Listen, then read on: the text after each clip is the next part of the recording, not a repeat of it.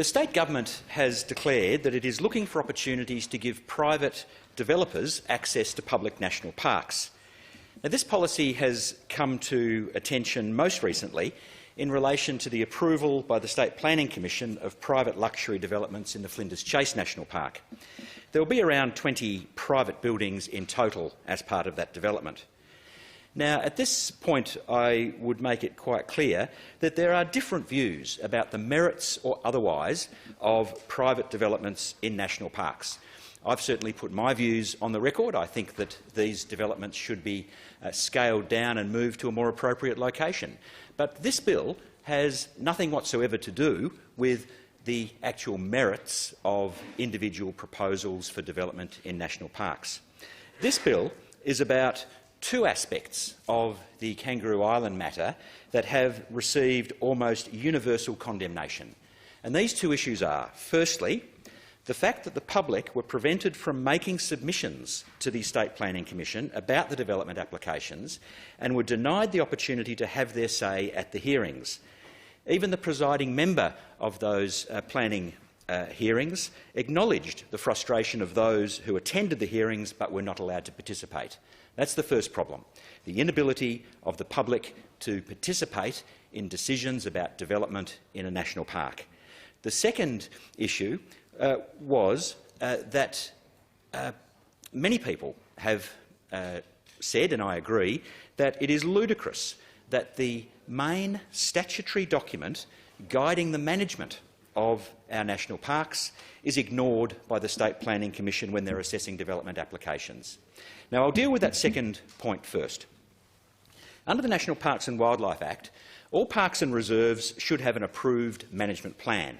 Now, this management plan goes through a comprehensive process of public consultation, and when completed it sets out the principles under which the park will be managed, including future development and priorities for infrastructure.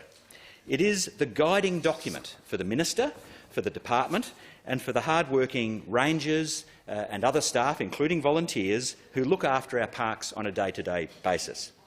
So it makes absolutely no sense that a planning authority, when deciding whether or not to approve development in a national park, should ignore the park's management plan.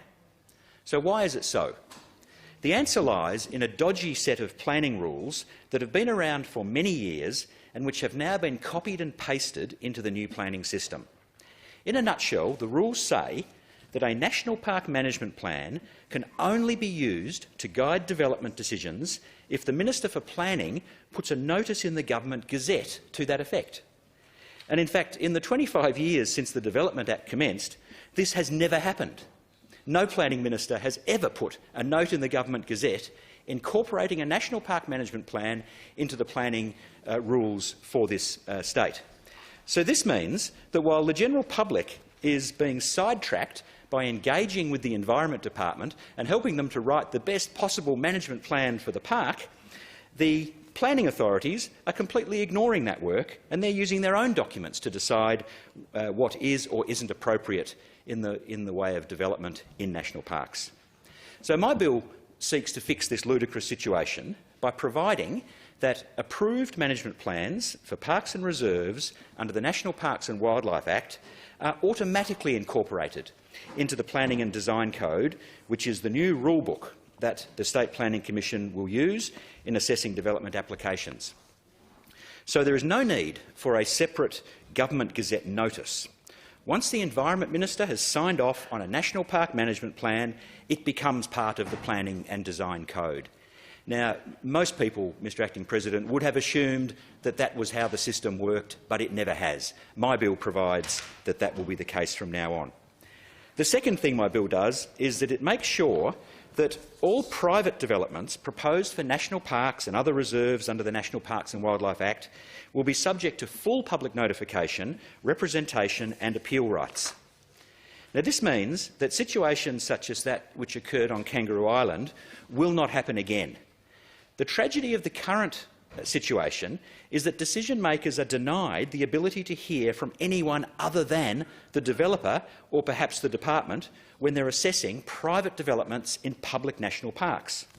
Conservation groups are denied a say, park volunteers are denied a say, Neighbours are denied a say. In fact, everyone other than the developer is denied a say. Now, this is an appalling breach of trust, in my opinion. The government holds these precious natural areas on trust for this and future generations. So to deny the community the right to participate in decision-making is just unacceptable.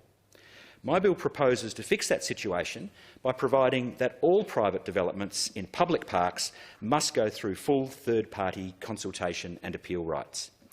Now, when I say private developments, we need to be clear that we're not talking about routine developments in parks, such as picnic grounds or walking trails. We're talking about developments such as in Flinders Chase, with private dwellings for private fee-paying customers. My bill does not affect the ability of the government to undertake routine development, such as facilities for park visitors or for park management or even for scientific research. But if a private developer comes along, their project will be put through full public consultation. Now, Mr Acting President, getting these planning rules right should be a top priority for the government, especially in light of our declining biodiversity and more species being added to the endangered species list. The kangaroo island echidna is one species soon to be added, according to media reports today. With the dual environmental challenges of the extinction crisis and the climate emergency, our protected areas will become more and more important as refuges for wildlife struggling to cope with the pressure we are putting on the environment. Now, this bill does not say what can or cannot be done in a national park, but it does ensure that the rules will be more rigorous and comprehensive and that key stakeholders will not be denied a voice. If left to their own devices, planners would give scant regard to environmental considerations, and as a result, decisions will be made that add even more pressure to our struggling natural environment. I commend the bill to the chamber.